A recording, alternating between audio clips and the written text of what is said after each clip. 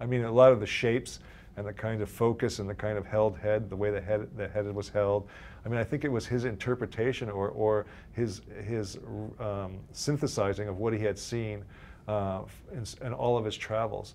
I mean, there were, you know, there was an interesting period when he first came back, when we were working on Van Dest, that he started to do some things that he later revisited, which is kind of interesting, way later in his career when he was working with the suitcase piece that he did with Mark and stuff, that he started to play around with in Van Dest, and at one point he just threw it all away. And I remember regretting it at the time because it was really interesting physically and it never found its way into the work. But I don't think he had really come to grips with it until much later on in his career. So, but for sure there was a kind of, when he came back from that trip, he was completely changed. I think that's also when he started to question, is this company large enough to sustain, or is this the right place for me? Is this the right place for my work?